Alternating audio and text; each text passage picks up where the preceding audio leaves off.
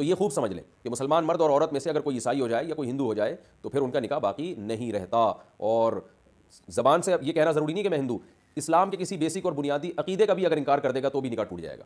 مثال کے طور پر شرک، اگر کسی کا یہ عقیدہ ہے کہ اللہ کے رسول صلی اللہ علیہ وسلم ہر جگہ حاضر ناظر ہیں، اللہ کے رسول ہر جگہ سے ہماری ندا کو، ہماری آواز سنتے ہیں اور ہماری پکار کا جواب دیتے ہیں براہ راست، اگر کسی کا یہ عقیدہ ہے کہ اللہ نے اپنے نبی کو بھی اختیارات دے دیے ہیں اسباب سے ہٹ کر، یعنی اللہ نے آپ کو مختار بنا دیا ہے اور آپ جب چاہیں جہاں سے بیٹھ کر ہماری مدد کرنا چاہیں تو کر سکتے ہیں، اگرچہ وہ یہ کہتے ہیں کہ اللہ نے اختیارات دیے ہیں، لیکن قرآن کہہ رہا ہے اللہ نے کسی کو بھی اختیارات نہیں دیے ہیں. قرآن میں جس شرک کی نفی ہے وہ یہی ہے کہ اللہ نے کسی کو اس طرح کے اختیارات دیے ہی نہیں ہیں، اور اس معاملے میں اللہ نے کسی کو اپنا شریک بنایا ہی نہیں ہے. لہذا اللہ کے سوا کسی کو پکارنا اسباب سے ہٹ کر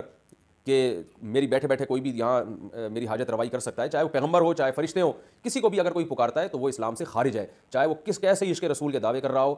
تہجد کے محراب اس کی ماتھے پہ بن چکے ہیں اور رو رو کے آدھا ہو گیا وہ، لیکن مشرک کی مغفرت نہیں ہے اور شرک کرتے ہی انسان اسلام سے خارج ہو جاتا ہے. تو اس کو ختم نبوت کا اگر کوئی انکار کرتا ہے جیسے قادیانی ہے، تو جو بھی قرآن میں بہت وضاحت کے ساتھ کوئی عقیدہ اگر قرآن نے بیان کیا ہے، اتنی وضاحت کے ساتھ کہ اس میں اختلاف رائے کی گنجائش نہیں بنتی، تو ایسے کسی بنیادی عقیدے کا کبھی بھی کوئی بھی انکار کرے گا تو اسلام سے خارج ہوگا اور اس کا نکاح ٹوٹ جائے گا.